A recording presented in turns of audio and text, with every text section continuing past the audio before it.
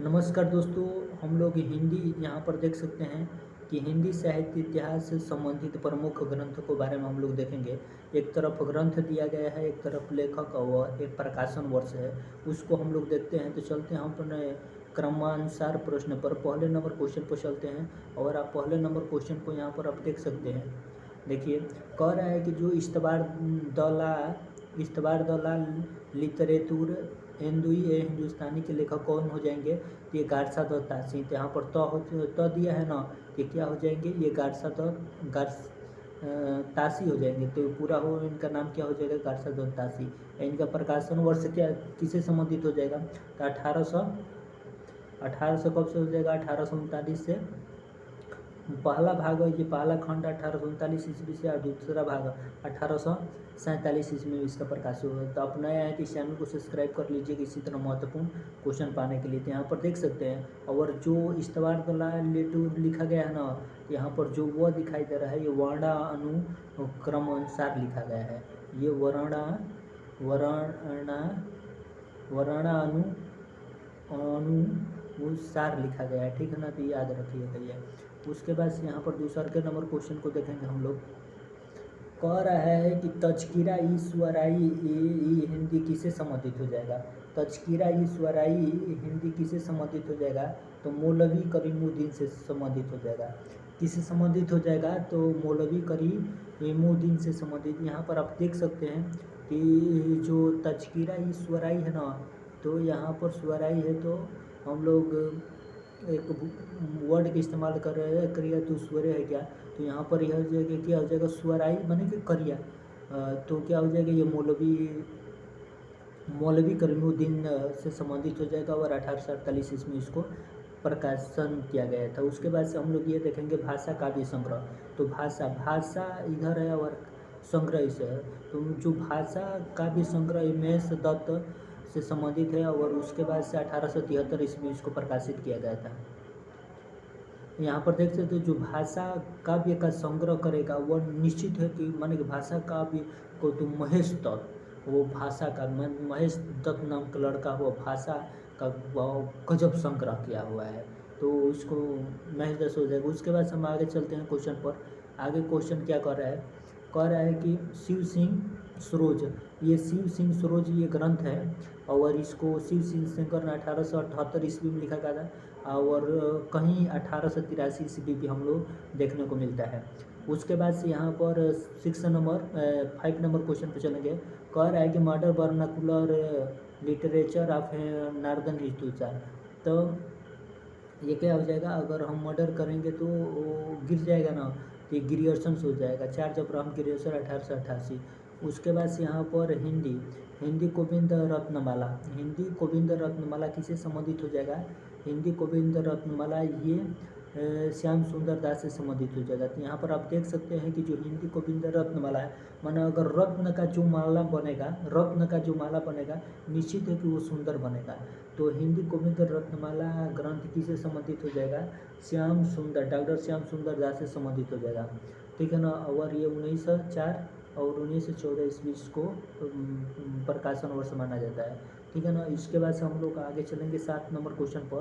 कह रहा है कि मिश्र बंधु विनोद, ये मिश्र बंधु विनोद ये ग्रंथ है, मिश्र बंधु विनोद। और यहाँ पर मिश्र बंधु लिखे थे, जो इसमें 3 भाई आते हैं, गणेश बिहारी और श्याम बिहारी,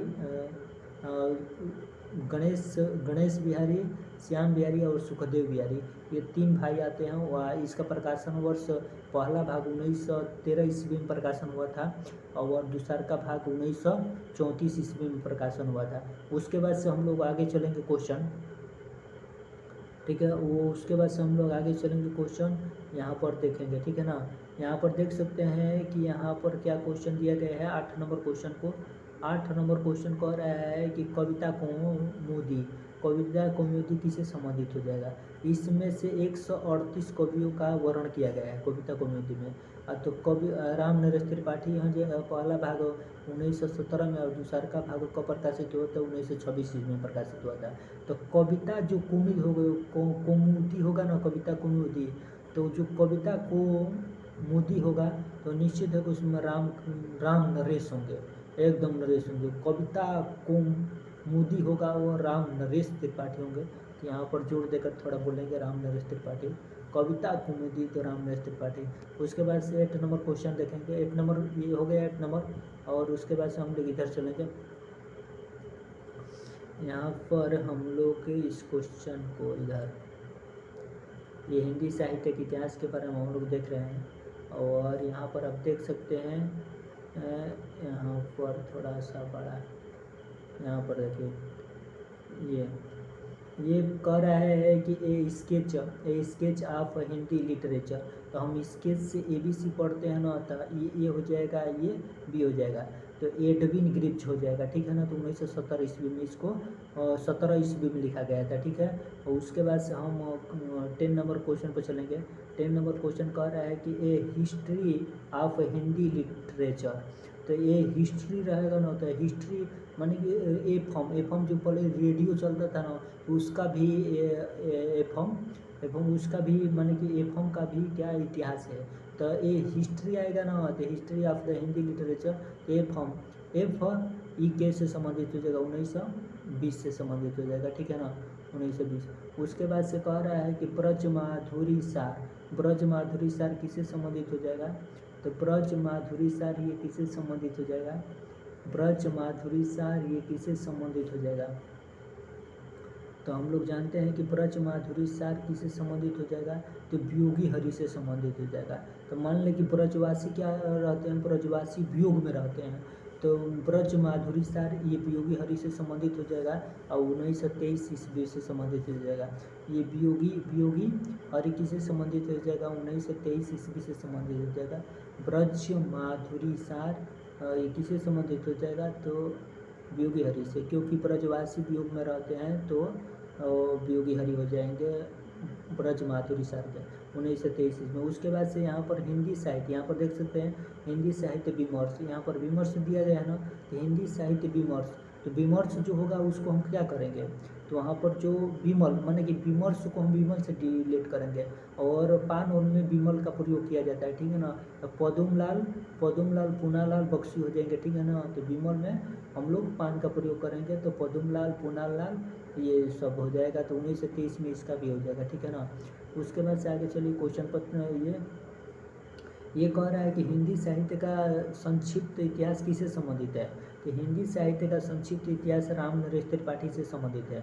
हिंदी साहित्य का यहाँ पर देख सकते हैं कि हिंदी साहित्य का संक्षिप्त इतिहास, तो यहाँ पर संक्षिप्त के बारे में पूछ रहा है। तो संक्षिप्त में हम लोग अगर किसी का सबसे अच्छा नाम देखा जाए, संक्षिप्त माने सबसे छोटा नाम, तो संक्षिप्त में किसी का नाम राम का मिलता है, तो राम नरेश त्रिपाठी हो जाएगा। 1923 ईस्वी में इस ग्रंथ को प्रकाशित किया गया था। 14 नंबर क्वेश्चन को हम देखेंगे। 14 नंबर क्वेश्चन कह रहा है कि हिंदी के मुसलमान कवि, हिंदी के अगर कोई मुसलमान कवि होंगे तो निश्चित है कि उसको हम क्या करेंगे, उसको गंगा स्नान करवाएंगे।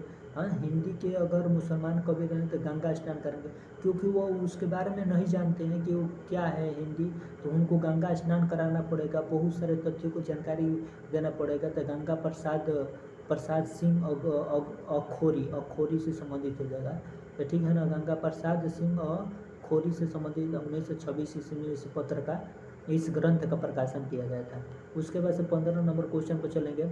यहाँ पर 15 नंबर क्वेश्चन जो सबसे मोस्ट इम्पोर्टेंट है, कह रहा है कि हिंदी, क्योंकि कह रहा है कि हिंदी साहित्य के इतिहास। 15 नंबर क्वेश्चन ये रामचंद्र शुक्ल का है। हिंदी साहित्य के इतिहास रामचंद्र शुक्ल का है, ये सुनकर याद कर लीजिए। तो हिंदी साहित्य के इतिहास कोई कहेगा ना, तो हमें क्या करना है, इसको सुनकर याद करना है। तो हिंदी साहित्य के इतिहास को हम क्या करना है, सुनकर याद करना है। तो रामचंद्र शुक्ल हो जाएगा, 1929 ईस्वी में इसको लिखा गया था, ठीक है। उसके बाद से हिंदी भाषा और साहित्य, हिंदी भाषा और साहित्य किससे संबंधित हो जाएगा, हिंदी भाषा और साहित्य किससे संबंधित हो जाएगा, तो डॉक्टर श्याम सुंदर दास से संबंधित हो जाएगा। हिंदी भाषा और साहित्य किससे संबंधित हो जाएगा, तो डॉक्टर श्याम सुंदर दास से संबंधित हो जाएगा। तो यहाँ पर देखिए, अगर किसी का भी अगर हिंदी का भाषा और साहित्य है, तो निश्चित है कि उसको सुंदर माना जाएगा। अगर हिंदी में जिसका भाषा शुद्ध हो और साहित्य शुद्ध हो, भाषा का ज्ञान हो, साहित्य का ज्ञान हो हिंदी में, हिंदी में भाषा और साहित्य का ज्ञान हो तो उसको सुंदर माना जाएगा कि नहीं माना जाएगा? माना जाएगा ना। तो डॉक्टर श्याम सुंदर दास संबंधित हो जाएंगे और 1930 ईस्वी में इसको प्रकाशित किया गया था। उसके बाद से हम लोग आगे क्वेश्चन की ओर बढ़ेंगे। आगे क्वेश्चन यहाँ पर कह रहा है कि हिंदी भाषा और उनके साहित्य का विकास। तो यहाँ पर देख सकते हैं कि हिंदी भाषा और उनके साहित्य का विकास। यहाँ पर देखिए हिंदी भाषा और उनके साहित्य का विकास, ठीक है ना। और जो अयोध्या सिंह उपाध्याय और वो से संबंधित है ना। तो हिंदी भाषा और उनके साहित्य का विकास, ये अयोध्या सिंह उपाध्याय हरिओं से संबंधित है और 1930 ईस्वी में इसका प्रकाशन यहाँ हुआ था। तो यहाँ पर देखिए हिंदी भाषा उनके साहित्य उसके साहित्य का विकास। थोड़ा लंबा चौड़ा लग रहा है, तो लंबा चौड़ा लग रहा है तो अयोध्या सिंह उपाध्याय हरिओं, ये भी लंबा नाम ले लेंगे, ठीक है ना। तो हिंदी यहाँ पर दे रहे हैं हिंदी भाषा और उसके साहित्य का विकास। थोड़ा लंबा लग रहा है तो लंबा नाम ले लेंगे, जैसे अयोध्या सिंह उपाध्याय हरिओं 1930 ईस्वी से संबंधित है। उसके बाद से 18 नंबर क्वेश्चन पर चलेंगे। 18 नंबर क्वेश्चन जो सबसे मोस्ट इम्पोर्टेंट क्वेश्चन है, और यहाँ पर देखिए हिंदी साहित्य का विवेचनात्मक इतिहास। अगर विवेचनात्मक इतिहास पूछेगा ना हिंदी साहित्य का अगर इतिहास पूछेगा ना, तो हमें हिंदी साहित्य को इतिहास पूछेगा तो हमें सुनना है तो वो रामचंद्र शुक्ल हो जाएंगे। पर यहाँ पर क्या कह रहा है, हिंदी साहित्य का विवेचनात्मक इतिहास, ये सूर्यकांत शास्त्री से संबंधित है। ये हिंदी साहित्य का विवेचनात्मक इतिहास ये सूर्यकांत शास्त्री से संबंधित है। क्या करना पड़ेगा, हिंदी साहित्य का विवेचनात्मक इतिहास को हमें सुनना चाहिए, यह विवेचनात्मक को सुनना चाहिए। तो सूर्यकांत शास्त्री से संबंधित हो जाएगा। यहाँ पर सूर्य, अगर किसी का विवेचन करना है तो सूर्य का विवेचन करो, तो सूर्यकांत शास्त्री हो जाएंगे 1930 ईस्वी में। तो हिंदी साहित्य का विवेचनात्मक इतिहास, अगर हमें किसी का विवेचन करना है तो किसका हम विवेचन करेंगे, तो सूर्य का विवेचन करेंगे। तो हिंदी साहित्य का विवेचनात्मक इतिहास सूर्यकांत शास्त्री 1930 ईस्वी से संबंधित हो जाएगा। उसके बाद से आगे चलेंगे। कह रहा है कि 19 नंबर क्वेश्चन देखिए, 19 नंबर क्वेश्चन कह रहा है कि हिंदी साहित्य का ये संक्षिप्त इतिहास। अगर हिंदी साहित्य का संक्षिप्त इतिहास के बारे में हमें जानना पड़ेगा, तो संक्षिप्त मतलब छोटा होता है, नन्हा होता है। तो हिंदी साहित्य का संक्षिप्त इतिहास जाना होगा। तो संक्षिप्त मतलब होता है छोटा, एकदम नन्हा सा। तो नंद दुलारे वाजपेयी हो जाएगा। और 1931 इसमें इस ग्रंथ का प्रकाशन किया गया था 1931 में, याद रखिएगा। तो हिंदी साहित्य का संक्षिप्त पूछेगा ना, तो संक्षिप्त में हम लोग क्या करते हैं, तो संक्षिप्त में हम लोग संक्षिप्त मतलब छोटा होता है, छोटा को हम नन्हा कह सकते हैं, नन्हा। तो ये नंद दुलारे वाजपेयी से संबंधित हो जाएगा। उसके बाद से यहाँ पर आप देख सकते हैं हिंदी साहित्य के इतिहास। हिंदी साहित्य के इतिहास है ना, यहाँ पर एक और हम पढ़े थे, हिंदी साहित्य का इतिहास के पीछे पढ़े थे। तो इतिहास को हमें सुनकर याद करना है, तो रामचंद्र शुक्ल था। एक और हिंदी साहित्य के इतिहास लिखे किसने, तो इसको भी हमें सुनकर याद करना है। तो यहाँ पर क्या हो जाएगा, यहाँ पर शुक्ल हो जाएंगे, पर यहाँ पर रसाल जी हो जाएंगे। यहाँ पर शुक्ल जी होंगे पर यहाँ पर रसाल जी हो जाएंगे। रामा शंकर शुक्ल रसाल हो जाएंगे 1931 ईस्वी में, ठीक है ना। तो ये बात है। वह एक था हिंदी साहित्य का इतिहास, तो हम सुनकर याद करेंगे तो रामचंद्र शुक्ल हो जाएंगे। और यहाँ पर कह रहे हैं कि हिंदी साहित्य के इतिहास से जो डॉक्टर रामा शंकर शुक्ल रसाल से संबंधित है। उसके बाद से कह रहा है कि आधुनिक हिंदी साहित्य का इतिहास। यहाँ पर देखिए, यहाँ पर आधुनिक जोड़ दिया है। तो सब चीज़ यही है, ये वही है। यहाँ पर क्या जोड़ दिया गया है, तो यहाँ पर देखिए थोड़ा नीचे कर रहा है, तो यहाँ पर क्या जोड़ा गया है, इसमें आधुनिक जोड़ दिया गया है। तो आधुनिक मतलब क्या हो जाएगा, कुछ नया होगा। तो ये कृष्ण शंकर से संबंधित होगा, कृष्ण शंकर शुक्ल से संबंधित, कृष्ण शंकर शुक्ल से 1934 ईस्वी में कृष्ण शंकर शुक्ल से संबंधित हो जाएगा 1934 ईस्वी में। आधुनिक हिंदी साहित्य का इतिहास कृष्ण शंकर शुक्ल से संबंधित हो जाएगा 1934 ईस्वी में, ठीक है ना। तो तो आधुनिक में अगर किसी को हम भजन करना है तो कृष्ण और शंकर को भजन कीजिए।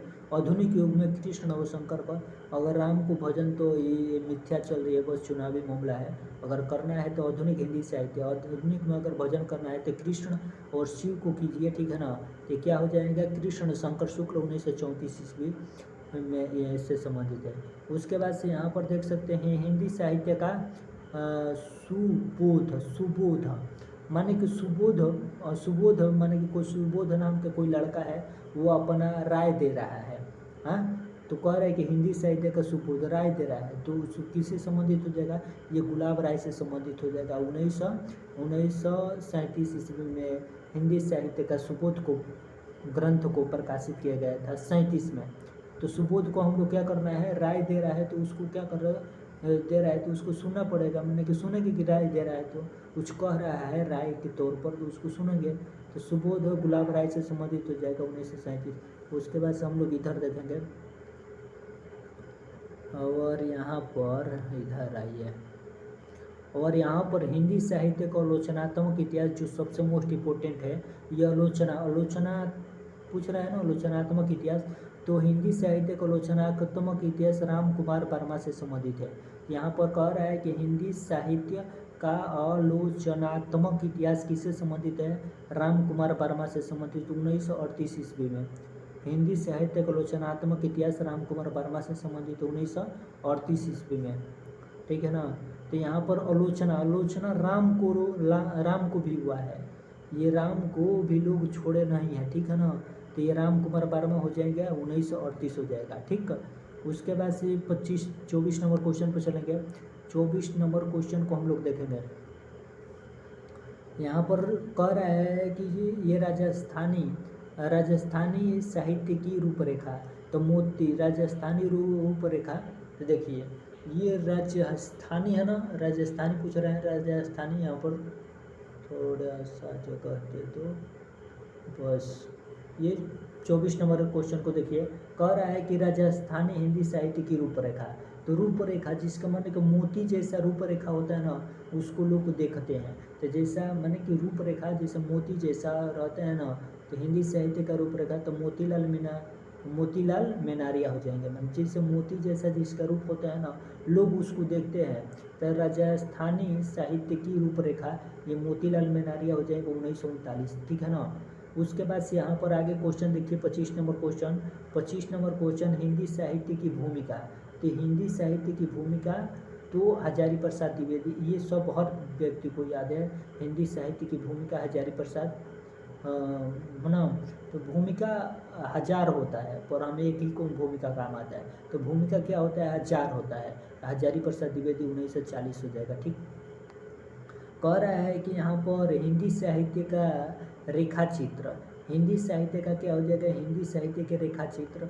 तो रेखाचित्र रहेगा ना, तो रेखाचित्र कैसा होना चाहिए, रेखाचित्र उत्तम होना चाहिए। हिंदी साहित्य का रेखाचित्र कैसा होना चाहिए, उत्तम होना चाहिए। उत्तम चंद्र श्रीवास्तव 19 क्या हो जाएगा 1944। हिंदी साहित्य का रेखाचित्र उत्तम चंद्र श्रीवास्तव हो जाएगा। क्या हो जाएगा, उत्तम चंद्र श्रीवास्तव हो जाएगा। हिंदी साहित्य का रेखाचित्र, ये रेखाचित्र है ना, तो उत्तम चंद्र श्रीवास्तव 1940 हो जाएगा। उसके बाद से कह रहा है कि आधुनिक हिंदी साहित्य, ये डॉक्टर लक्ष्मी सागर वात्सल्य से संबंधित हो जाएगा। यहाँ पर देखिए कह रहा है कि आधुनिक हिंदी साहित्य का इतिहास किससे संबंधित हो जाएगा, श्री लक्ष्मी सागर वात्सल्य से संबंधित हो जाएगा। लक्ष्मी सागर वात्सल्य से संबंधित हो जाएगा 1941 ईस्वी में। डॉक्टर लक्ष्मी सागर वात्सल्य से संबंधित हो जाएगा, ठीक है ना। तो ये वात्सल्य हिंदी साहित्य डॉक्टर लक्ष्मी सागर वात्सल्य 1941 से संबंधित हो जाएगा। और कह रहा है कि हिंदी साहित्य 20वीं शताब्दी नंद दुलारे वाजपेयी से संबंधित है। ये हिंदी साहित्य 20वीं शताब्दी ये नंद दुलारे वाजपेयी से संबंधित है। कि 20वीं शताब्दी में माने कि 20वीं शताब्दी में ये लोग नंद दुलारे वाजपेयी नंद को क्या कर रहे हैं, नंद को दुलार रहे हैं। 20वीं शताब्दी में लोग नंद को दुला रहे हैं, तो हिंदी साहित्य का 20वीं शताब्दी नंद दुलारे वाजपेयी 1942 से संबंधित हो जाएगा। और हिंदी साहित्य का जो ये आदिकाल है, हिंदी साहित्य का आदिकाल ये हजारी प्रसाद द्विवेदी आदिकाल। अब भूमिका भी था ये, तो भूमिका वहाँ पर जो हिंदी साहित्य की भूमिका था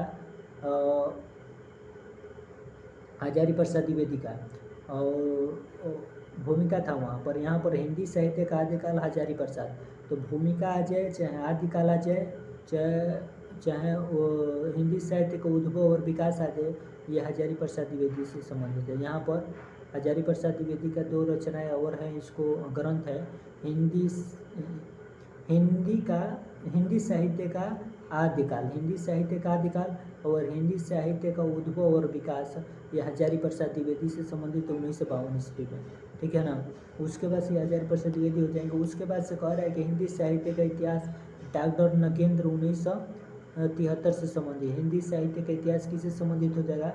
हिंदी साहित्य, यहाँ पर देखिए हिंदी साहित्य का इतिहास, तो हिंदी साहित्य का इतिहास एक डॉक्टर नगेंद्र जो 1973 ईस्वी में लिखा था, पर डॉक्टर नगेंद्र का हिंदी साहित्य का इतिहास मान्य नहीं किया गया है, याद रखिएगा। दे देगा कि किनका हिंदी साहित्य का इतिहास नहीं लिखा है, तो डॉक्टर नगेंद्र का नाम आता है, क्योंकि उनको मान्य नहीं किया गया। मात्र 25-26 कवि को लेकर उन्होंने नाम हिंदी साहित्य के ग्रंथ लिखने चले थे, तो इसको ग्रंथ नहीं माना गया, ठीक है ना। उसके बाद से 32 नंबर क्वेश्चन देखिए। 32 नंबर क्वेश्चन कह रहा है कि हिंदी साहित्य और संवेदना का विकास, तो हिंदी साहित्य और संवेदना का विकास, तो हिंदी साहित्य और संवेदना का विकास करना है तो राम स्वरूप चतुर्वेदी पर जाएंगे। किस पर जाएंगे? हमें चतुर आदमी पर जाना पड़ेगा। हिंदी साहित्य और संवेदना का विकास करना है तो हमें चतुर आदमी पर जाना पड़ेगा, तो राम स्वरूप चतुर्वेदी से संबंधित हो जाएगा 1986। उसके बाद से कह रहा है कि हिंदी साहित्य का समीक्षात्मक इतिहास, तो हिंदी साहित्य का समीक्षात्मक इतिहास किससे संबंधित है? हिंदी साहित्य का समीक्षात्मक इतिहास किससे संबंधित है बताइए? तो समीक्षा, हिंदी साहित्य का समीक्षा हमें करना चाहिए। हाँ, हिंदी साहित्य का समीक्षा करना चाहिए तो वासुदेव बाबू हिंदी साहित्य को क्या करना चाहिए? हिंदी साहित्य को समीक्षा करना चाहिए, तो बाबू हिंदी साहित्य को समीक्षा करना चाहिए। तो हिंदी साहित्य का समीक्षात्मक इतिहास वासुदेव सिंह हो जाएंगे। प्रोफेसर कौन हो जाएंगे? प्रोफेसर वासुदेव बाबू हिंदी साहित्य का समीक्षात्मक करना चाहिए, तो वासुदेव सिंह से संबंधित 1993। उसके बाद से हिंदी साहित्य का दूसरा इतिहास किससे संबंधित है? हिंदी साहित्य का दूसरा इतिहास किससे संबंधित? बचन सिंह से संबंधित है। हिंदी साहित्य का दूसरा इतिहास ये बचन सिंह से संबंधित है 1996। और कह रहा है कि हिंदी साहित्य का आधा इतिहास किससे संबंधित है? हिंदी साहित्य का आधा इतिहास किससे संबंधित? हिंदी साहित्य का आधा इतिहास ये सुमन राजे 2002 से संबंधित हो जाएगा।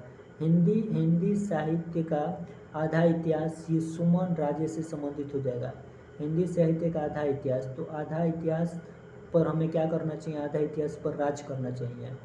आधा इतिहास पर भी हमें राज करना चाहिए, तो हिंदी साहित्य का आधा इतिहास ये सुमन राजे से संबंधित हो जाएगा और 2002 में लिखा गया था। उसके बाद से हिंदी साहित्य का सरल विश्व अमरनाथ जी सरल होते हैं।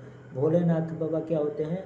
विश्व में सबसे सरल होते हैं। तो हिंदी साहित्य का सरल पूछेगा ग्रंथ किसका है? तो विश्वनाथ को 2007 में लिखे थे, विश्वनाथ ने 2007। उसके बाद से हम लोग आगे 36 तक ये सब हम लोग देखें, और उसके बाद से कुछ ही बचा है, ज़्यादा कुछ नहीं है। यहाँ पर देखिए जो हिंदी साहित्य यहाँ पर चल रहे हैं हम अपने क्वेश्चन पर। कह रहा है कि हिंदी साहित्य का विवेचन परक इतिहास, ये मोहन क्या हो जाएगा? मोहन अवस्थी हिंदी साहित्य का विवेचन परक इतिहास ये मोहन अवस्थी से संबंधित हो जाएगा। तो 2008 में लिखा गया था हिंदी साहित्य का विवेचन परक इतिहास, ये मोहन अवस्थी से संबंधित हो जाएगा, 2008 में लिखा गया था। उसके बाद से कह रहा है कि हिंदी साहित्य का परिचयात्मक इतिहास, तो हिंदी साहित्य का परिचयात्मक इतिहास ये भागीरथ मिश्र से संबंधित है। तो हिंदी साहित्य का परिचायक इतिहास, तो हमें निश्चित है कि परिचय किसी को कराना है तो उसको भाग कर कराएंगे, दौड़ कर कराएंगे। अगर हम किसी से परिचय करना है तो भाग कर दौड़ कर करेंगे, ठीक है ना। तो हिंदी साहित्य का परिचय आयतमक इतिहास ये भागीरथ मिश्र 2010 से संबंधित हो जाएगा।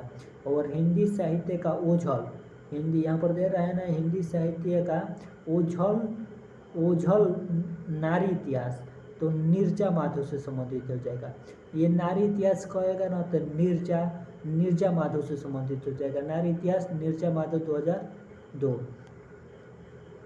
और ओझल इतिहास जो 1857-1947 तक इसमें विवरण है।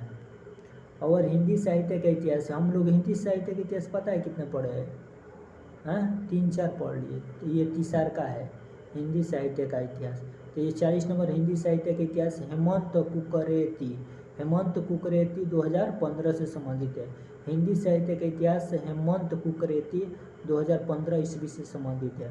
ये हिंदी साहित्य का इतिहास हेमंत कुकरेती 2015 से संबंधित है। हिंदी साहित्य का इतिहास हेमंत कुकरेती 2015 से संबंधित है, हेमंत कुकरेती। और उसके बाद से यहाँ पर देख सकते हैं आगे कह रहा है कि हिंदी साहित्य का समग्र इतिहास, ये राम किशोर शर्मा से संबंधित है, 2019 में लिखा गया था।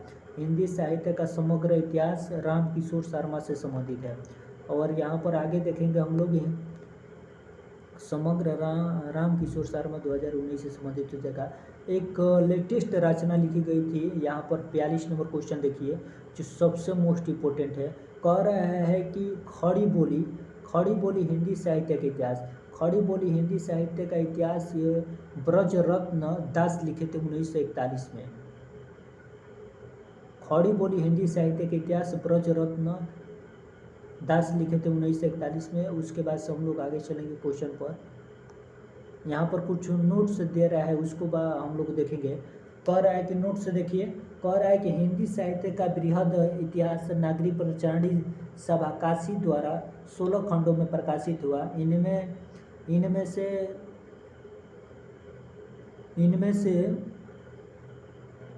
100 से अधिक लेखकों का सहयोग किया गया है और इनमें से 18 खंडों में प्रकाशित करने की योजना थी, और किंतु इनके 16 भाग ही प्रकाशित हुआ है। तो आप ये समझ सकते हैं यहाँ पर 18 खंडों में विभाजित करने की योजना थी, जो ये हिंदी साहित्य के बृहद इतिहास को, पर ये नागरी प्रचारणी सभा काशी द्वारा 16 खंडों को ही प्रकाशित किया गया था। उसके बाद से हम लोग आगे चलेंगे। आगे तो यहाँ पर नोट्स आना, अभी यहाँ पर ये सब है, और ये पेज इसका कब ख़त्म हो गया है, और यहाँ पर एक मिनट इसी तरह, ठीक। यहाँ पर देख सकते हैं आप लोग कि सबसे मोस्ट इम्पोर्टेंट है, यहाँ पर कह रहा है कि आचार्य शुक्ल का काल विभाजन के बारे में हम लोग देखेंगे। और सबसे ये मोस्ट इम्पोर्टेंट है, कह रहा है कि वीर गाथा काल को हम लोग क्या कहते हैं, वीर गाथा काल को हम लोग आदिकाल कहते हैं। थोड़ा इसको नीचे कीजिए हल्का से।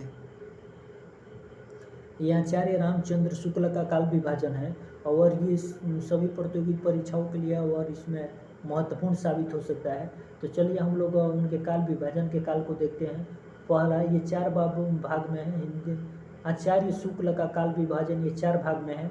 और वीर गाथा काल को हम लोग आदिकाल भी कहते हैं, और 1050 से 1375 ईस्वी तक इसका कार्यकाल मानते हैं। उसके बाद से दूसरा का नंबर भक्ति काल को हम लोग पूर्व मध्यकाल कहते हैं, और 1375 से 1700 ये विक्रम सनवत 1375 से 1700 विक्रम तक है। उसके बाद से रीतिकाल को हम लोग देखेंगे। रीतिकाल क्या कह रहा है, रीतिकाल कह रहा है ना कि रीतिकाल को उत्तर मध्यकाल कहते हैं। रीतिकाल को क्या कहते हैं, रीतिकाल को उत्तर मध्यकाल कहते हैं। और सन 1700 से 1900 विक्रम से संबंधित है। उसके बाद से कह रहा है कि आधुनिक काल को गद्यकाल कहा जाता है, और 1900 से 1984 विक्रम तक इसका कार्यकाल माना गया है, ठीक है ना। तो उसके बाद से हम लोग आगे चलेंगे क्वेश्चन पर। यहाँ पर हजारी प्रसाद की द्विवेदी से संबंधित कुछ महत्वपूर्ण है, तो उसको हम लोग देखेंगे, ठीक है ना। यहाँ पर हजारी प्रसाद द्विवेदी का जो महत्वपूर्ण है,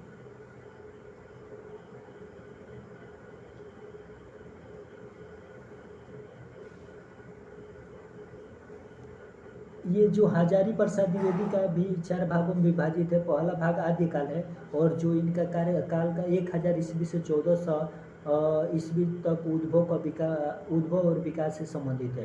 तो 1000 ईस्वी से 1400 ईस्वी तक तो उद्भव और विकास से संबंधित है। भक्ति काल को इन्होंने कब से माना है, तो इन्होंने 1400 से ये 1700 तक भक्ति काल को माना है, ये हजारी प्रसाद द्विवेदी ने। और उसके बाद से यहाँ पर हम लोग इधर आएंगे, 2 हो गया था और 2 होगा इनका। इन्होंने रीतिकाल को क्या मानते हैं, देखिए यहाँ पर हम लोग इन्होंने रीतिकाल को क्या मानते हैं वो हम लोग देखेंगे।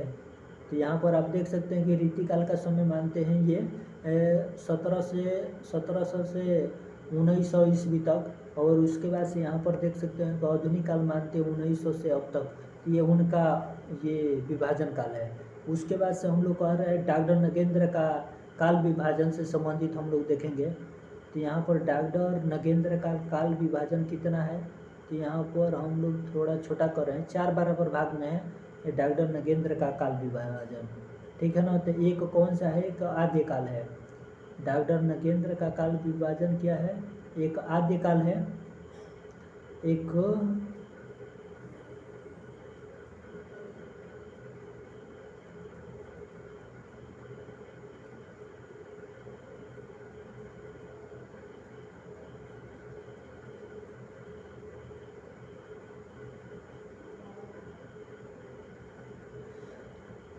एक मिनट, थोड़ा हम इसको छोटा करेंगे, आगे पूरा दिखाई दे।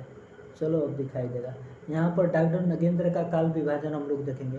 तो डॉक्टर नगेंद्र का ये आद्य काल 17वीं सदी से 13वीं सदी के मध्य है, और ये आद्य काल का समय है। और दूसरा का भक्ति काल का समय 14वीं सदी के मध्य से 17वीं सदी के मध्य है, ठीक है ना। और उसके बाद से कह रहे हैं रीतिकाल का समय 17वीं सदी के मध्य से 19वीं सदी के मध्य है, ठीक है। उसके बाद से आधुनिक काल को देख लेंगे, ये 19वीं सदी से यहाँ पर 19वीं सदी के मध्य से अब तक है, ठीक है ना। तो यहाँ पर आद्य काल को देख लेंगे, ये डॉक्टर नगेंद्र के अनुसार 7वीं सदी से ये 14वीं सदी के मध्य है। और ये भक्ति काल ये 14वीं सदी से 17वीं सदी के मध्य है। और रीतिकाल 17वीं यहाँ पर 17वीं से 19वीं सदी के मध्य है। और आधुनिक काल 19वीं सदी के मध्य से अब तक है, ये डॉक्टर नगेंद्र का काल विभाजन है। और यहाँ पर हम लोग देखेंगे उनके साथ काल विभाजन तो 4 हो गया। उसके बाद से हम लोग चलते हैं अपने क्वेश्चन पर। यहाँ पर जो वो उनका काल विभाजन हो गया, और यहाँ पर हम पुनर्जागरण काल की ओर बढ़ते हुए और एक कदम अपने कदम से मिलाते हुए पुनर्जागरण की ओर, यहाँ पर आप देख सकते हैं पुनर्जागरण काल को हम लोग भरतेंद्र काल के नाम से जाने जाते हैं। और यह 1857 ईस्वी से 1900 ईस्वी तक, तो 1857 से 19वीं ईस्वी तक माना जाता है पुनर्जागरण काल, भरतेंद्र काल 1857 से 1900 ईस्वी तक। इसके बाद से ये जागरण सुधार काल, ये जागरण सुधार काल ये द्विवेदी काल के नाम से भी जाना जाता है। तो जागरण सुधार काल को द्विवेदी काल के नाम से भी जाना जाता है। जैसे 19वीं से यहाँ पर कह रहे हैं 19वीं से क्या हो जाएगा, यहाँ पर 19वीं से 1918 तक जागरण सुधार काल को द्विवेदी काल के नाम से भी जाना जाता है। तो ये 19वीं से 1918 के काल को द्विवेदी काल के नाम से जाना जाता है। 19 से 1918 तक ये द्विवेदी काल को इससे जाना जाता है। तो पुनर्जागरण काल याद हो गया कि 1857 से 1900 ईस्वी तक माना जाता है। इसको भरतेंद्र काल के नाम से भी जाना जाता है। जागरण काल को द्विवेदी युग के नाम से, तो हम लोग दिन में जागते हैं तो जागरण काल द्विवेदी काल से अनुबंधित हो जाएगा। और 19वीं सदी से 1918 ईस्वी तक ये जागरण काल 19वीं से 1918 तक। और छाया आदि को यहाँ पर हो जाएगा, यहाँ पर जो 18 से क्या हो जाएगा, 18 से 1918 से 1938 ईस्वी तक, ठीक है ना, छायावाद काल। अब कहीं कहीं ये 36 भी दिया रहता है, ठीक है ना। तो ये उसके बाद से छायोत्तर काल के बारे में हम लोग देखेंगे। छायोत्तर काल यहाँ पर देख सकते हैं कि प्रगति प्रयोग काल और नवलेखन काल। तो यहाँ पर प्रगति प्रयोग काल, यहाँ प्रगति प्रयोग काल 1938 से 1953 ईस्वी काल, प्रगति प्रयोग काल 1938 से 1953 ईस्वी काल, नवलेखन काल ये 1953 से अब तक। तो यहाँ प्रगति प्रयोग काल 1938 से 1953 ईस्वी तक, यहाँ प्रगति प्रयोग काल 1938 से 1953 ईस्वी तक, और नवलेखन काल 1953 से अब तक। प्रगति प्रयोग काल याद रखिएगा तो 1938 से 1953 और 53 से अब तक नवलेखन काल।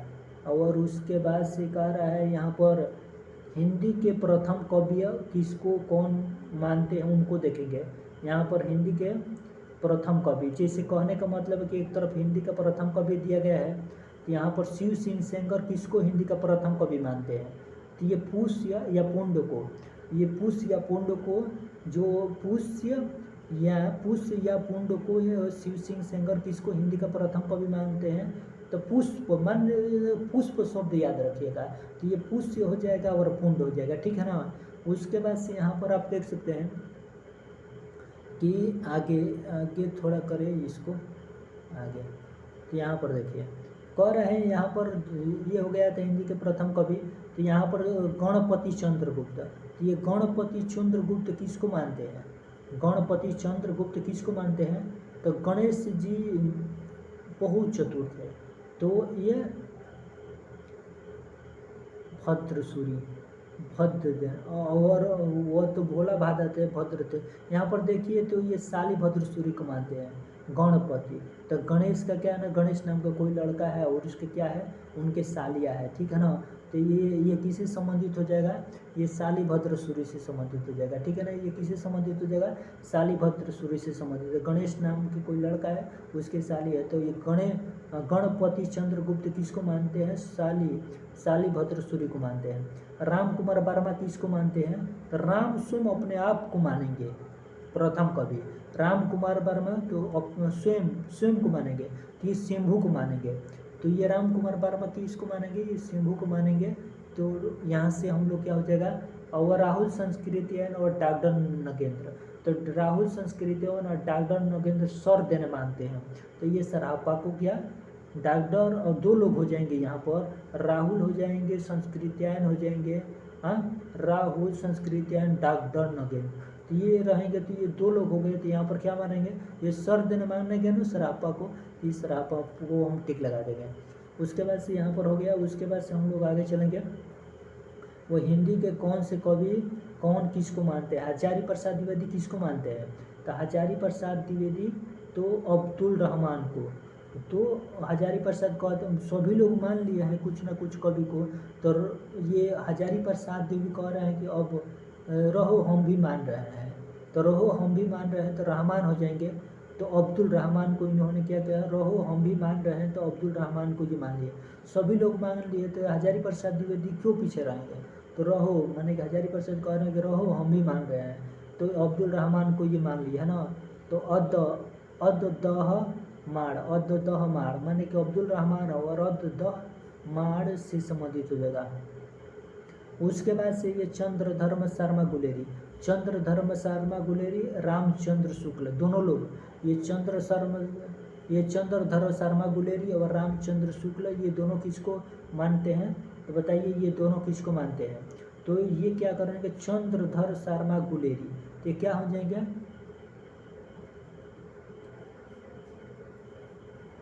तो ये चंद्र होता है ना, चंद्रधर, तो लोग देखिए एक मिनट, इसको बहुत बढ़िया ट्रिक है इसको याद करने का। ये जैसे चंद्रधर शर्मा गुलेरी है ना, और रामचंद्र शुक्ल पूछ रहे हैं ना कि किसको अपना प्रथम कवि मानते हैं, तो हम लोग अपने चंद्रधर शर्मा कि अपने चांद पर मतलब अपने कपार पर, चांदी पर हम लोग क्या करते हैं, अपने चांदी पर मुझ रखते हैं, ठीक है ना। तो मुझ रखते हैं ना, तो हम अपनी चांदी पर मतलब सिर को हम चांदी कहते हैं, ये कुछ अलग ही भाषा में ब्रजवध। तो ये क्या कहेंगे, रखते हैं तो मुंज रखते हैं। तो मुंज कवि को ये लोग क्या मानते हैं, अपना प्रथम कवि मानते हैं। मुंज कवि को भोज कहते हैं, ठीक है ना। उसके बाद से विद्यापति को जाएंगे। तो विद्यापति क्या देखिए, तो बच्चों को क्या करना चाहिए, बच्चों को विद्या ग्रहण करना पड़ेगा। तो बच्चन सिंह किसको मान लिए, विद्यापति को। तो बच्चों को क्या करना चाहिए, बच्चों को विद्या ग्रहण करना चाहिए। तो बच्चन सिंह विद्यापति को अपना प्रथम कवि मान लेते हैं, ठीक है। उसके बाद से ये अपना कवि प्रथम कवि मान लिए। उसके बाद हम लोग थोड़ा इसको इधर आएंगे, वो वहाँ पर ख़त्म हो गया। और ये सब यहाँ पर उसको ख़त्म हो गया है। तो हम आगे चल रहे हैं क्वेश्चन पर। यहाँ से हम लोग आदिकाल का प्रारंभ हो रहा है, और आदिकाल की ये प्रमुख शब्दावली उनके बारे में हम लोग देखेंगे। ये क्वेश्चन अच्छा लगे तो इस चैनल को सब्सक्राइब कीजिएगा। इसी तरह महत्वपूर्ण वीडियो का तो आदिकाल के अन्य नाम हैं उनके बारे में हम लोग क्या करेंगे। आदिकाल के जितने भी अन्य नाम है ना, आदिकाल के जितने भी अन्य नाम हैं उसको हम लोग देखेंगे। तो यहाँ पर चलते हैं अपने क्वेश्चन की तरफ। आदिकाल के जितने भी अन्य नाम है उनको हम लोग देखते हैं, ठीक है ना। तो यहाँ पर वीर गाथा काल, आदिकाल को यहाँ पर कह रहे हैं ना वीर गाथा काल। यहाँ पर आदिकाल के अन्य नाम, तो वीर गाथा काल किसको कहा जाता है, आचार्य रामचंद्र शुक्ल को। तो वीर गाथा काल किसको, वीर गाथा काल आदिकाल को किसको, वीर गाथा काल किसको कहा जाता है, ये वीर गाथा काल रामचंद्र शुक्ल मैंने आदिकाल को वीर गाथा काल किसने कहा है, तो ये रामचंद्र शुक्ल ने। आदिकाल को वीर गाथा काल किसने कहा है, तो रामचंद्र शुक्ल ने, ठीक है ना। उसके बाद से देखिए, उसके बाद से आदिकाल को, आदिकाल ये है ना, आदिकाल किसने कहा है, आदिकाल को आदिकाल किसने कहा है, तो आचार्य हजारी प्रसाद द्विवेदी ने। आदिकाल को आदिकाल किसने कहा था, आचार्य हजारी प्रसाद द्विवेदी ने। और राहुल संस्कृति ने आदिकाल को, राहुल संस्कृति ने आदिकाल को क्या माना है, तो राहुल क्या कर रहा है, राहुल नाम का कोई लड़का है वो अपना सिद्ध कर रहा है, आदिकाल को क्या कर रहा है, सिद्ध कर रहा है। तो राहुल ये सिद्ध संबंध काल से संबंधित हो जाएगा। तो उसके बाद से यहाँ पर देखिए सिद्ध संबंध आदिकाल के बारे में हम लोग और देखिए यहाँ पर क्वेश्चन, यहाँ पर देखिए कह रहा है कि यहाँ पर क्या हो जाएगा, डॉक्टर राम कुमार वर्मा। तो ये संधिकाल चरण काल, यहाँ पर क्या हो जाएगा, ये राम कुमार वर्मा किसको मानते हैं, राम कुमार वर्मा। देखिए राम कुमार वर्मा ये संधिकाल या चरण काल मानते हैं। आदिकाल को संधिकाल और चरण काल ये डॉक्टर राम कुमार वर्मा मानते हैं। और महावीर प्रसाद द्विवेदी ये बीजोपन काल मानते हैं। तो महावीर प्रसाद द्विवेदी ये बीजोपन काल मानते हैं, ठीक है ना। तो ये बीजोपन काल मानते हैं, ये क्या हो जाएगा, ये बीजोपन काल। यहाँ तो क्या हो जाए, बीज महान होता है, बीज महान होता है ना। तो आदिकाल को बीजोपन काल महावीर प्रसाद द्विवेदी माने हैं। और आदिकाल को आरंभिक काल और प्रारंभिक काल किसने ना, तो मिश्र जी क्या करते हैं, मिश्र जी प्रारंभ करते हैं, ठीक है ना। तो आदिकाल को प्रारंभिक काल या आरंभिक काल मिश्र बंधुओं से संबंधित हो जाएगा। उसके बाद से यहाँ पर कह रहे हैं चार्ज ग्रियर्सन हम लोग क्या करेंगे, तो हम लोग चार्ज ग्रियर्सन तो हम लोग चरण पर क्या करेंगे, आदिकाल को चरण काल इन्होंने कहा गिर जाएंगे, ठीक है ना। तो यहाँ पर हो जाएगा एक चरण काल राम कुमार वर्मा था, पर ये दोनों था, ये संध्य काल और चरण काल पूछेगा तो राम कुमार वर्मा हो जाएगा। सिर्फ चरण काल को पूछेगा तो चार्ज ग्रियर्सन हो जाएगा, थोड़ा इस पर ध्यान रखिएगा। उसके बाद से यहाँ पर कह रहा है कि अपभ्रंश काल, ये आदिकाल को अपभ्रंश काल किसने कहा था, ये दो लोग कहे थे, कौन कौन से, ये दो लोग, ये चंद्रधर शर्मा गुलेरी और धीरेन्द्र वर्मा। ये अपभ्रंश का चंद्रधर शर्मा गुलेरी और धीरेन्द्र वर्मा से संबंधित हो जाएगा। अपभ्रंश काल को चंद्रधर शर्मा गुलेरी ये धीरेन्द्र वर्मा से संबंधित हो जाएगा। अपभ्रंश काल को चंद्रधर शर्मा गुलेरी और धीरेन्द्र वर्मा से संबंधित हो जाएगा। उसके बाद से यहाँ पर ये संक्रमण काल किसी से संबंधित हो जाएगा, हरिश्चंद्र वर्मा और राम खेलावन पांडे से संबंधित हो जाएगा। संक्रमण काल ये हरिश्चंद्र वर्मा रामखेला और पांडे से संबंधित हो जाएगा। वीर काल याद रखिएगा, वीर काल ये आचार्य विश्वनाथ, ये आदिकाल को वीर काल किसने कहा है? तो आचार्य विश्वनाथ प्रसाद मिश्र ने कहा है। और ये आधार काल सबसे ये महत्वपूर्ण हो सकता है कि आदिकाल को आधार काल किसने कहा था? तो मोहन अवस्थी और सुमन राजे ने। तो ठीक है ना, अगर आदिकाल को आधार काल कोई कह रहा है तो निश्चित है कि उसको हमें सुनना चाहिए। हाँ, ये मोहन से बात कहा जा रहा है कि मोहन उसे क्या करना चाहिए? उसको सुनना चाहिए। अगर आद्यकाल को कोई आधार काल नाम रख रहा है, आद्यकाल को कोई आधार काल नाम रख रहा है तो निश्चित है मोहन उसको हमको क्या करना चाहिए? निश्चित है मोहन उसको हमें सुनना चाहिए। तो मोहन अवस्थी और सुमन राजे संबंधित हो जाएंगे, ठीक है ना। तो उसके बाद से ये प्रारंभिक काल और शून्य काल किससे संबंधित है? गणपति चंद्रगुप्त से संबंधित हो जाएगा। प्रारंभिक काल और शून्य काल ये गणपति चंद्रगुप्त से संबंधित हो जाएगा।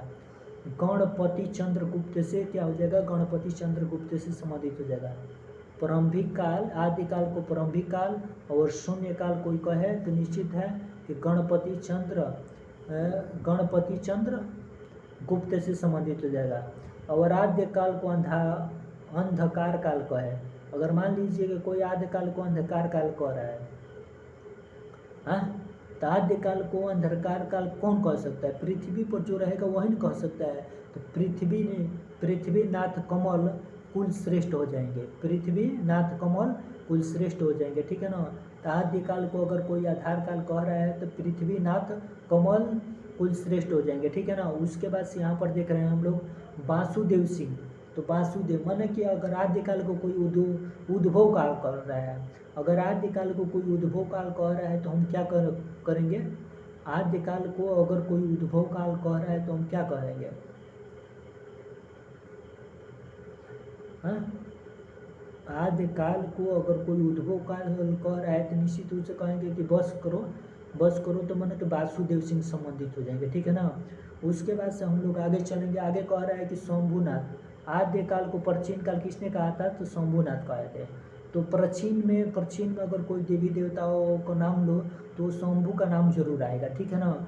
प्राचीन काल में हमें आदिकाल, अगर आदिकाल को प्राचीन काल किसने कहा था? तो शंभुनाथ सिंह ने कहे थे। तो अगर हमें प्राचीन काल में किसी देवी देवताओं को नाम याद करना है तो प्राचीन काल को, आदिकाल को प्राचीन काल ये शंभुनाथ सिंह कहे थे। उसके बाद से आगे आइए, यहाँ पर कह रहा है कि एक संक्रांति काल किससे संबंधित हो जाएगा? तो संक्रांति काल किससे संबंधित हो जाएगा? राम प्रसाद मिश्र से संबंधित हो जाएगा। संक्रांति काल ये राम प्रसाद मिश्र से संबंधित हो जाएगा। तो संक्रांति काल किससे संबंधित हो जाएगा? राम प्रसाद मिश्र से संबंधित हो जाएगा। तो संक्रांति हम याद करने को मनाया जाता है कि नहीं मनाया जाता है ये मत याद रखिए। तो जो आद्यकाल को संक्रांति काल को हम लोग याद करने का ट्रिक जानेंगे। जैसे आद्यकाल को संक्रांति काल राम प्रसाद मिश्र ने कहा, तो आद्यकाल को संक्रांति काल, अगर मान लीजिए कि आद्यकाल को कोई संक्रांति काल कह रहा है तो कौन कहेगा? तो जो संक्रांति काल हम मनाते हैं ना वो राम के लिए मनाते हैं। तो ये संक्रांति काल राम प्रसाद मिश्र से संबंधित हो जाएगा। संक्रांति काल ये राम प्रसाद मिश्र से संबंधित। यहाँ पर कह रहा है ना कि जो कह रहा है कि आद्यकाल को वीर प्रशस्ति युग ये विजेंद्र स्नातक ने कहा था। तो आद्यकाल को वीर प्रशस्ति युग किसने कहा था? तो विजेंद्र स्नातक ने कहा। तो आद्यकाल को वीर प्रशस्ति युग किसने कहा था? तो ये विजेंद्र स्नातक ने कहा, ठीक है ना। और कह रहा है कि विजेंद्र स्नातक ने कहा। और उसके बाद से एक शब्द और बाल्यावस्था और जयकाल। तो रामा शंकर शुक्ल रसाल से संबंधित है। तो यहाँ पर बाल्यावस्था और जयकाल, यहाँ पर हम लोग एक चीज और देखेंगे। तो आद्यकाल को बाल्यावस्था और जयकाल किसने कहा था? आद्यकाल को बाल्यावस्था और जयकाल किसने कहा था? तो ये बाल्यावस्था और जयकाल किसने कहा था? तो रामाशंकर शुक्ल रसाल से संबंधित है। और श्लेष जेदी आविर्भाव काल, ये श्लेष जेदी आविर्भाव काल से संबंधित हो जाएगा।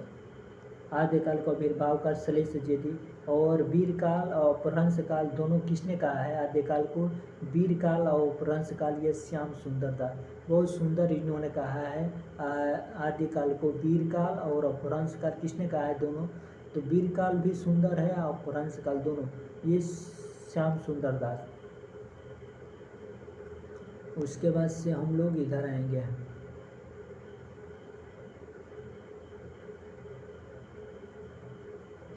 यहाँ पर हम लोग कुछ तथ्य दिया गया है, इस तथ्य को समझेंगे। यहाँ पर कह रहा है कि क्वेश्चन देखिए, कह रहा है कि चंद्रधर शर्मा गुलेरिया ने आद्यकाल को पुरानी हिंदी का काल कहा है। बात सही है कि चंद्रधर शर्मा गुलेरिया ने आद्यकाल को पुरानी हिंदी का नाम कहा है। उसके बाद से कह रहा है कि हजारी प्रसाद द्विवेदी ने आद्यकाल को अत्यधिक विरोधी और व्याघातों का युग कहा है। यहाँ पर आप देख सकते हैं कि हजारी प्रसाद द्विवेदी ने आद्यकाल को अत्यधिक विरोधी एवं व्याघातों का युग कहा है, ठीक है। उसके बाद से यहाँ पर देख सकते हैं रामचंद्र शुक्ल ने आद्यकाल को अनिर्दिष्ट लोक प्रवृत्ति का युग कहा है। तो यहाँ पर आचार्य रामचंद्र शुक्ल ने आद्यकाल को अनिर्दिष्ट लोक प्रवृत्ति का युग कहा है, ठीक है ना। उसके बाद से कह रहा है कि आद्यकाल का समस्त हिंदी साहित्य आक्रमण और युद्धों के प्रभावों की मन स्थितियों का प्रतिफलन है। तो यहाँ पर क्या हो जाएगा, कह रहा है कि आद्यकाल का समस्त हिंदी साहित्य आक्रमण और युद्धों के प्रभावों का मन स्थितियों का प्रतिफल, ये डॉक्टर नगेंद्र ने कहा था। तो मन स्थितियों का प्रतिफल है, अगर मन स्थितियों का प्रतिफल आ रहा है तो डॉक्टर नगेंद्र को टिक कीजिएगा। तो यहाँ पर मन हमें न दिखाई दे रहा है ना, तो नगेंद्र, डॉक्टर नगेंद्र। उसके बाद से कह रहा है कि डॉक्टर नगेंद्र ने देवसेन कृत श्रवकाचार्य 1933 को हिंदी की प्रथम रचना माना है। तो यहाँ पर क्या हो जाएगा, यहाँ पर देखिए, कह रहा है कि डॉक्टर नगेंद्र ने देवसेन कृत श्रवकाचार्य 1933 को हिंदी की प्रथम रचना माना है। डॉक्टर नगेंद्र ने देवकृत श्रवकाचार्य को 1933 को हिंदी की प्रथम रचना माना है। डॉक्टर नगेंद्र ने श्रवकाचार्य को हिंदी की प्रथम रचना माना है। उसके बाद से यहाँ पर आद्यकाल जो सनमत 1050 से 1375 ईस्वी तक है, उसको हम लोग देखेंगे। तो यहाँ पर हम उसको देखेंगे, थोड़ा देख रहे हैं कि क्या क्या दिया है, ठीक है ना। तो यहाँ पर जो कुछ भी दिया है उसको हम लोग देखने के कार्यक्रम करेंगे। यहाँ पर चलते हैं हम लोग अपने क्वेश्चन की ओर। यहाँ पर आप देख सकते हैं कि आद्यकाल जिसको सनवत 1050 से 1375 ईस्वी तक इसका कार्यकाल होता है, उसको देखेंगे। इसके आद्यकाल की जो विशेषता होता है उसको देखेंगे। उसके बाद से पहला नंबर कह रहा है कि ऐतिहासिक अभाव होता है। इसमें क्या होता है, ऐतिहासिकता का अभाव होता है। को कह रहा है कि युद्धों का संजीवरण होता है, युद्धों का संजीवरण होता है, ठीक है ना, युद्धों का संजीवरण होता है। उसके बाद से कह रहा है कि वीर और श्रृंगार रस की क्या होता है, इसमें वीर रस, यहाँ पर इसमें वीर रस और श्रृंगार रस की प्रधानता हमें देखने को मिलता है। उसके बाद से कह रहा है कि आश्रयदाता राजाओं की प्रशंसा, इसमें आश्रयदाता और राजाओं की क्या होती है, आश्रयदाता और राजाओं की प्रशंसा होती है। और राष्ट्रीयता का इसमें क्या होता है, राष्ट्रीयता का भाव होता है। और इसमें कल्पना का अधिकता, इसमें कल्पना की क्या होता है, इसमें कल्पना की अधिकता होता है। उसके बाद से कह रहा है कि छंदों में विविधता देखने को मिलता है। इसमें छंदों में क्या मिलता है, छंदों में विविधता देखने को मिलता है। डिंगल पिंगल भाषा का प्रयोग किया जाता है। इसमें डिंगल पिंगल, आद्यकाल में डिंगल, पूछ देगा कि किस काल में डिंगल पिंगल भाषा का प्रयोग किया जाता है, तो आद्यकाल में। और छंदों में विविधता होती है किसमें, तो ये आद्यकाल में। और आद्यकाल की और सी प्रमुख ये यहाँ पर देखिए, कह रहा है कि आद्यकाल को प्रमुखतः 4 भागों में विभाजित किया गया है। उसको हम लोग देखेंगे कि आद्यकाल के 4 भाग कौन कौन से भागों में विभाजित किया गया है। यहाँ पर देख सकते हैं पहला दिया है कि रासो साहित्य, दूसरा का दिया गया है रास या जैन साहित्य, दूसर का रास या जैन साहित्य दिया गया है, तीसर का सिद्ध साहित्य दिया गया है, चौथ का नाथ साहित्य दिया गया है। ये आद्यकालीन साहित्य, यहाँ पर आद्यकालीन साहित्य की प्रमुख 4 भागों में बांटा गया है, ठीक है ना। तो उसी को दिया गया है कि रासो साहित्य है, एगो रास या जैन साहित्य है, एक सिद्ध है, एक नाथ है। तो ये एक रास याद रखिएगा, यहाँ पर रासो रास सिद्ध और नाथ, रासो रास सिद्ध नाथ याद रखिएगा।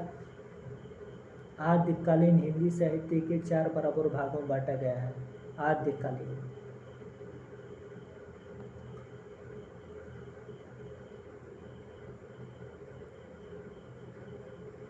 यहाँ पर देख सकते हैं शुक्ला जी के अनुसार आदिकाल में भाषाओं के आधार 2 प्रकार की रचनाएं मिलती है। इसमें से 12 यहाँ पर 2 प्रकार की रचनाएं मिलती है। शुक्ला जी के अनुसार आदिकाल में भाषाओं के आधार पर 2 काल की रचना मिलती है। इसमें कुल 12 रचनाएं हैं। और यहाँ पर देख सकते हैं कि यहाँ पर थोड़ा इसको छोटा कर रहे हैं कि दिखाई दे। यहाँ पर देखिए थोड़ा चल रहे हैं हम। यहाँ पर हम लोग देख लिए कि शुक्ला जी के अनुसार आद्यकाल में भाषाओं के आधार पर 2 प्रकार की रचनाएं मिलती है, और अपभ्रंश, यहाँ पर अपभ्रंश भाषा और देसी भाषा जो बोलचाल में प्रयोग होता है। तो यहाँ अपभ्रंश भाषा को देखेंगे और देसी भाषा को देखेंगे, ठीक है ना। तो विजय पाल रासो ये नालो सिंह से संबंधित है। ये अपभ्रंश के अंतर्गत कौन कौन से आता है और देसी भाषा के अंतर्गत कौन कौन से आता है आद्यकाल की रचनाओं में। तो चलिए हम लोग चलते हैं और ये अपभ्रंश के बारे में पहले देखते हैं। तो अपभ्रंश में आता है ये विजय पाल रासो। ये अपभ्रंश में क्या आता है, तो छोटा करो, ये अपभ्रंश में क्या आता है। अपभ्रंश में विजय पाल रासो जिसको नाला सिंह ने लिखा है, विजय पाल रासो, और हमीर रासो जी ने सारंगधर लिखा है, ठीक है ना। उसके बाद से हम लोग आगे चलेंगे। आगे यहाँ पर कीर्ति लता और कीर्ति पताका देखेंगे। ये कीर्ति लता और कीर्ति पताका से संबंधित है। और यहाँ पर कीर्ति लता देखिए, कीर्ति लता जो भी कीर्ति लता और कीर्ति पताका, ठीक है ना, दोनों है, दोनों विद्यापति के संबंधित है।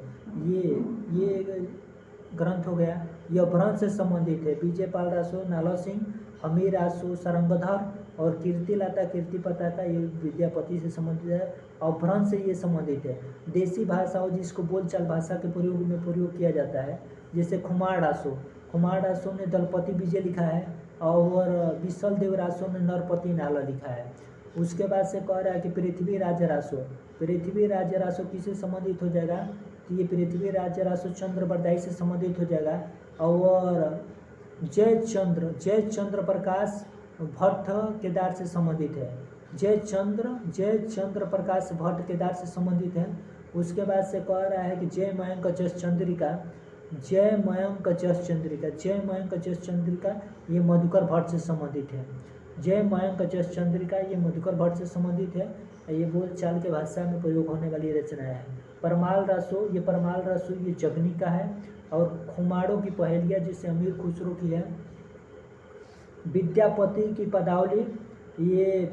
की पदावली जैसे विद्यापति शिव सिंह, कृष्ण लखीमा देवी राधा, ये जो ये किससे संबंधित है। यहाँ पर आप देख सकते हैं कि जो यहाँ पर 12 भागों में बांटा गया है शुक्ला जी के अनुसार, उनके रचनाओं को हम लोग उन्होंने अपभ्रंश भाषा और देसी भाषा में जिसको बोलचाल में, तो उनकी रचनाओं को हम लोग देखें।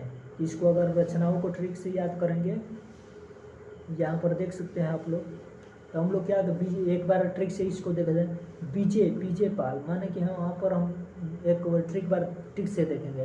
तो कह रहा है कि विजय पाल रासो, तो नीचे का अगर विजय हमें पाना होगा तो हमें बहुत सारे बंदूक का नल होना चाहिए।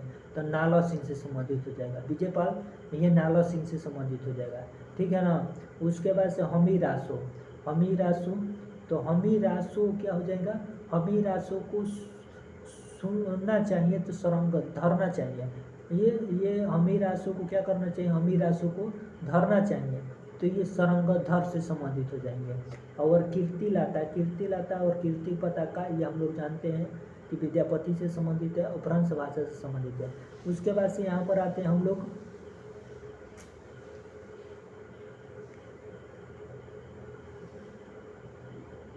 यहाँ पर खुमार डासु किसे संबंधित हो जाएगा, तो खुर जो खुर करता है ना, उसका दल बहुत होता है, तो जो खुर खार करता रहता है उसका दल बहुत होता है, तो ये खुमार डासु तलपति विजय से संबंधित हो जाएगा। विसल देव को देखेंगे, विसल देव को 20 नर से डिलीट करेंगे तो विसल देव रासो ये 20 नर से संबंधित हो जाएगा।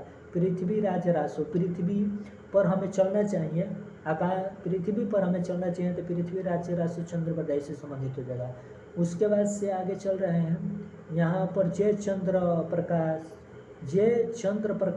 केदार, जय चंद्र प्रकाश, तो जय चंद्र प्रकाश को हमें क्या करना चाहिए, जय चंद्र प्रकाश को हमें केदार से संबंधित होना चाहिए, भट्ट केदार से संबंधित है। जय चंद्र प्रकाश ये भट्ट केदार से संबंधित है, जय चंद्र प्रकाश ये भट्ट केदार से संबंधित है, जय चंद्र प्रकाश ये भट्ट केदार से संबंधित है, जय चंद्र प्रकाश भट्ट केदार से संबंधित है। और उसके बाद से कह रहा है कि मयंक जस चंद्रिका, मयंक जस चंद्रिका ये मधुकर भट्ट से संबंधित है। जय मयंक जस चंद्रिका किसे संबंधित हो जाएगा, तो जय मयंक जस चंद्रिका ये मधुकर भट्ट से, तो मयंक, जय मयंक जस चंद्रिका, तो अगर मयंक नाम का कोई लड़का है और मधु ज़्यादा खाता है, तो जय मयंक जस चंद्रिका मधुकर भट्ट से संबंधित हो जाएगा। उसके परमाल रसो अगर परमाल रसो में पराय माल को अगर हमें तो पराय माल को अगर मारना होगा तो हमें क्या करना पड़ेगा, जागना पड़ेगा, तो परमाल रसो जगनी से संबंधित हो जाएगा। और खुसरो की पहेलियाँ अमीर खुसरो से संबंधित है, खुसरो की पहेलियाँ अमीर खुसरो से संबंधित है, ये खुसरो की पहेलियाँ अमीर खुसरो से संबंधित है ना। तो उसके बाद से ये हो जाएगा।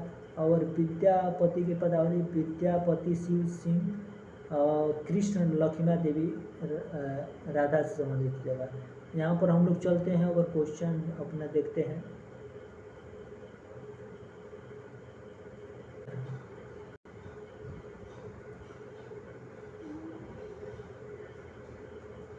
नमस्कार दोस्तों, हम लोग इसके क्वेश्चन आगे देखेंगे। कह रहा है कि उक्ति, यहाँ पर देख सकते हैं आप लोग, कह रहा है कि उक्ति 12 रचनाओं में से विसल देव रासो, विद्यापति पदावली और खुसरो की पहेलिया को छोड़कर सभी वीर गाथात्मक है, ठीक है ना। तो विसल देव रासो, विद्यापति की पदावली और अमीर खुसरो की पहेलिया को छोड़कर सभी ये वीर गाथात्मक है, ठीक है ना। इसमें वीर गाथाओं का वर्णन किया गया है। उसके बाद से ये स्टार देखेंगे। कह रहा है कि उस समय जैसा गाथा कहने में प्रकृति का बोध होता है, वैसा ही दोहा और दुहा कहने से अपभ्रंश प्रचलित काव्य भाषा का। यह कथन किसका है, तो रामचंद्र शुक्ल का। कह रहा है कि उस समय जैसे गाथा कहने से प्रकृति का बोध होता है, वैसा ही दोहा और दुहा कहने से अपभ्रंश या प्रचलित काव्य भाषा का। यह कथन रामचंद्र शुक्ल का है, ये प्रचलित रामचंद्र शुक्ल का कथन है। उसके बाद से कह रहा है, ठीक है ना। यहाँ पर चलिए, यहाँ पर शुक्ला जी क्या कह रहे हैं। कह रहा है कि शुक्ला जी ने अपभ्रंश को प्रकृता भाष हिंदी, देखिए यहाँ पर ये कह रहा है कि शुक्ल जी ने अपभ्रंश को प्रकृता भाष हिंदी, चंद्रधर शर्मा गुलेरी ने पुरानी हिंदी और हजारी प्रसाद द्विवेदी ने साहित्याभास हिंदी कहा है। किसको साहित्य, देखिए कह रहा है कि बराबर पढ़िए। कह रहा है शुक्ला जी ने अपभ्रंश को, अपभ्रंश के बारे में ये लोग क्या कहते हैं, तो अपभ्रंश के बारे में कह रहा है कि प्रकृताभास हिंदी ये चंद्रधर शर्मा गुलेरी कहे हैं, पुरानी हिंदी हजारी प्रसाद द्विवेदी कह रहे हैं, और साहित्याभास ये शुक्ला जी ने अपभ्रंश को प्रकृताभास कहे हैं।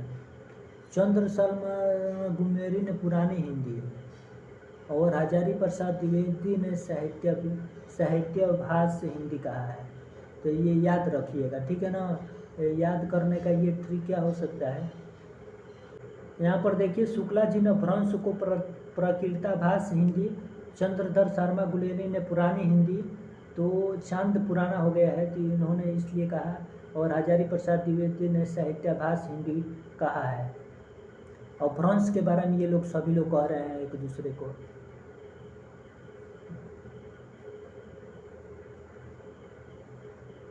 उसके बाद से शुक्ला जी ने आद्यकाल को 4 प्रकरणों आचार्यों में विभक्त किया। पहला प्रकरण हम लोग देखेंगे, एक सामान्य परिचय, दूसरा का प्रकरण है अपभ्रंश काव्य, और तीसरा का है देसी भाषा काव्य, और चौथा है फुटकल रचनाएं। उसके बाद से हम लोग आगे चलेंगे, कह रहा है अपभ्रंश नामक अपभ्रंश पहले देखिए यहाँ पर क्या कह रहा है।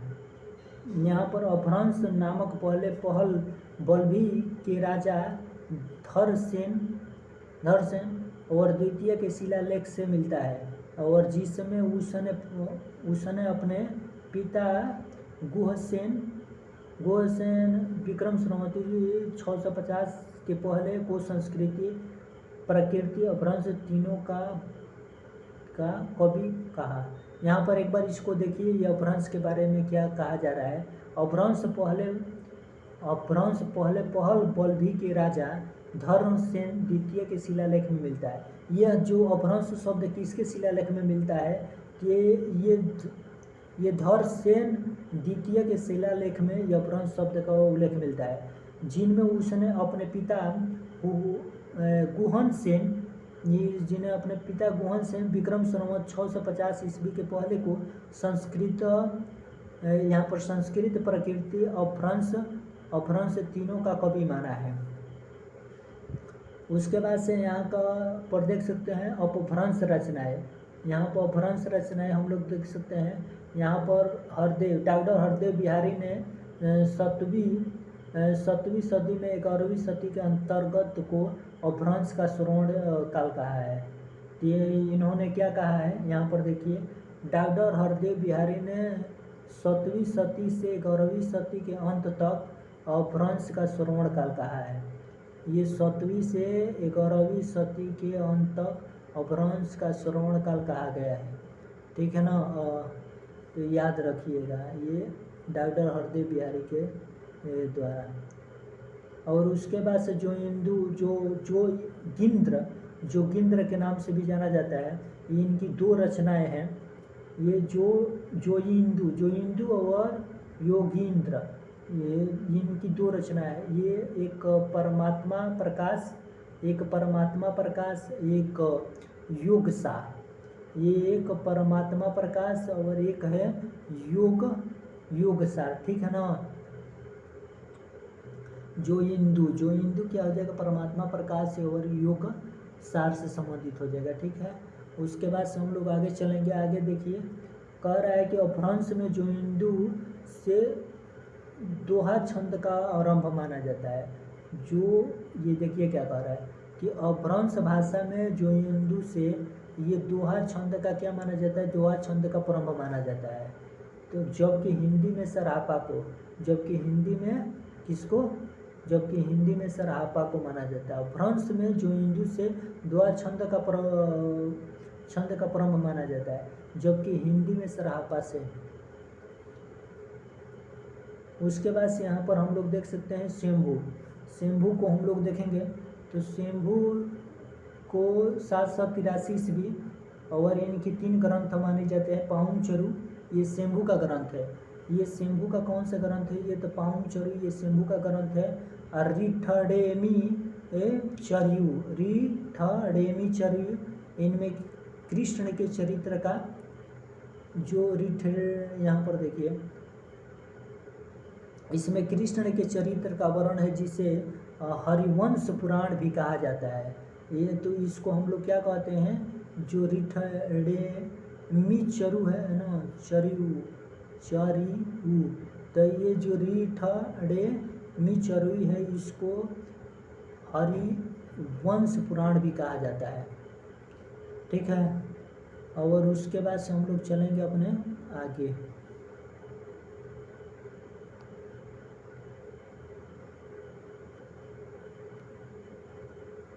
और यहाँ पर एक होता है, देखिए उसमें क्या हम दो पढ़े थे ना, यहाँ पर क्या पढ़े थे, शंभू के रचनाएँ के पाउन चरु एक शंभू की रचना है, और रिठडेमी चरयु है जिसमें कृष्ण के चरित्र हरिवंश पुराण भी कहा जाता है इसको, रिठडेमी को और उसके बाद से एक और इधर रचना है, उनका 3 रचना महत्वपूर्ण है।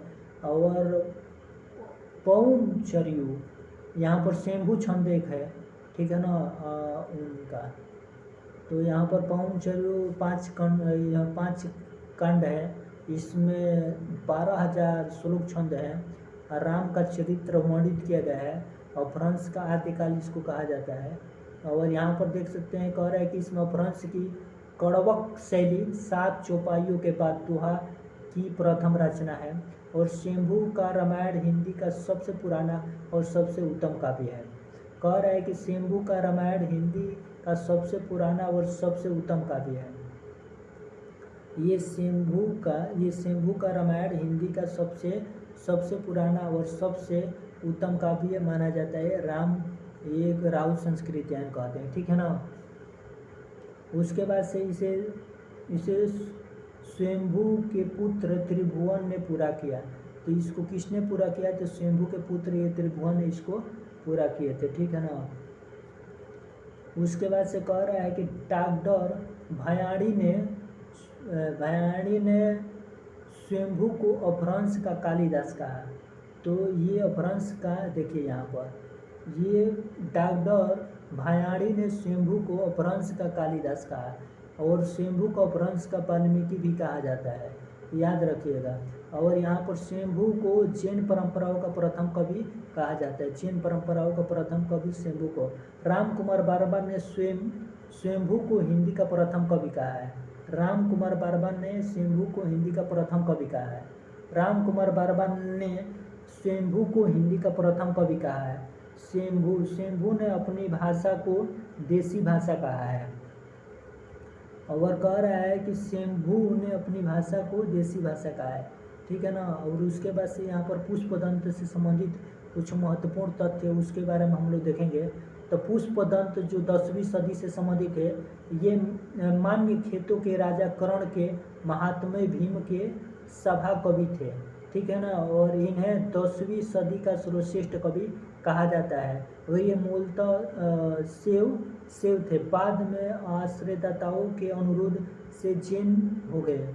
और यहाँ पर देख सकते हैं डॉक्टर भांडी शिव सिंह सेंगर ने पुष्पदंत को अपभ्रंश का भवभूति कहा है। तो ये पुष्पदंत को देखिए, डॉक्टर भयाड़ी और शिव सिंह सेंगर ने पुष्पदंत को अपभ्रंश का भवभूति कहा है, ठीक है ना। तो भवभूति किसने कहा है, तो भयाड़ी और शिव सिंह सेंगर ने पुष्पदंत को। और पुष्पदंत स्वयं को अभिमान मेरु काव्य रत्नाकर और कवि कुल तिलक कहा है। तो इन्होंने स्वयं अपने आप को, जैसे पुष्पदंत स्वयं अपने आप को क्या कहते हैं, तो अभिमान मेरु और काव्य रत्नाकर और कवि कुल तिलक कहा है, ठीक है ना। इनकी 3 रचनाएं हैं, 3 रचनाएं को हम लोग देखेंगे कौन कौन से है, ठीक है ना। तो महापुराण, ये महापुराण ये किसकी रचना है, तो पुष्पदंत का है। 63 महापुरीस और गुणालंकार, ये सभी उनकी रचना है। और उसके बाद से हम लोग आगे चलेंगे। इधर कह रहा है कि इनमें से रामायण राम कथा के साथ, तो इसमें से राम कथा के साथ कृष्ण कथा भी है, और यह 112 साथियों में लिखा गया है। तो इसमें राम कथा के साथ कृष्ण कथा भी है, और इसमें 112 साथियों में लिखा गया महाकाव्य है। और यहाँ पर 63 महापुरुषों का जीवन चरित्र, इसमें 63 महापुरुषों का जीवन चरित्र है। रण कुमार चरवी, ये रण कुमार चरवी उनकी।